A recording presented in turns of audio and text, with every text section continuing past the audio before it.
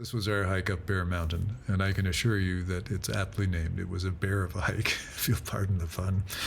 So we arrived to the trailhead here at Bear Mountain at around 10:45.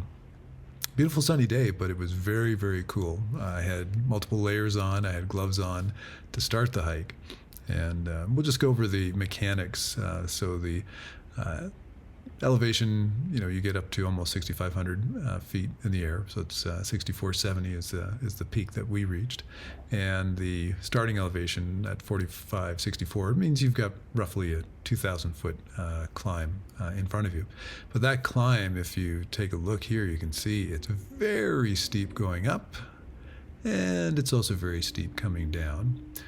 We traversed 4.56 miles, so just under 5 miles, with an ascent of 1,912 feet, and time out on the hike was 6 hours and 46 minutes. So we probably spent more time navigating the descent. It was in my opinion, much harder to come down the mountain than it was to go up. Now, not harder in terms of heart rate. My heart rate was certainly up there on the ascent. This was a very steep climb and pretty tricky. But when you're coming down, you really have to be mindful of your footing. It's a very difficult. The trail is rugged. Although there are diamonds, white diamonds, that mark where the trail goes, many times you're not quite sure where the trail is, and I'm glad I had my trail app with me to sort of keep me on the straight and narrow, because we had tried this trail once before, and we took a wrong turn. We took a wrong turn like pretty early, probably in this area here, and found ourselves, I don't know, way over here. But by the time we figured that we were no longer on the trail, it was starting to get dark, and we knew that we could not continue on the trail as originally planned. So this was our second attempt at doing Bear Mountain, and I would say the first attempt we really didn't do it. We just climbed a ridge. We didn't do all of this. So a few other things that I'll mention. There is a warning sign as you enter the trail here, and it tells you that you have to allow at least 5 hours to do the hike. And it does encourage you to be properly equipped, and so that's something that if you are considering Bear Mountain, make sure you have good hiking shoes. Make sure you give yourself enough time to go there and back if your intent is to go all the way. We ran into some folks as we were coming back down from the mountain, and it took us 2 hours roughly to come all the way back. We left the ascent at about 3. Well, here around 4 o'clock, we start bumping into a few people going up.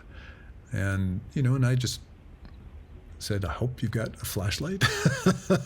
I hope you're comfortable navigating this thing on the way down in the dark. It's a challenging trail. I would say, though, that once you get up here, the views are incredible.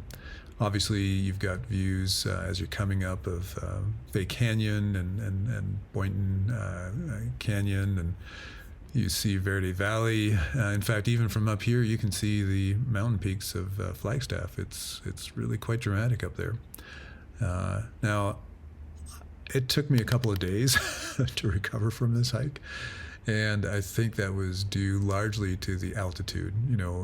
I was shocked as we were climbing up here. My heart rate was really elevated, and I was breathing hard. And we had such strong winds on this day. My goodness, there were segments here where I thought we're going to get, maybe the dangerous part of this hike is the wind blowing us off the trail, because in many cases you're hugging these sharp drops as you're making your way up. But it was a remarkable experience. I will say that when we came down and we reached the end of the trail, it was certainly a happy ending. I was happy that we had successfully done the trail, and that we could get in the car, get home, and recover from what was considerable exertion on this particular hike. Anyway, we had a ton of fun, and if you do come up to Sedona, and you are reasonably fit, and you have had some experience hiking, then this is certainly a hike for you. It's probably one of the highlights, I think, that we've done so far. All right, cheers.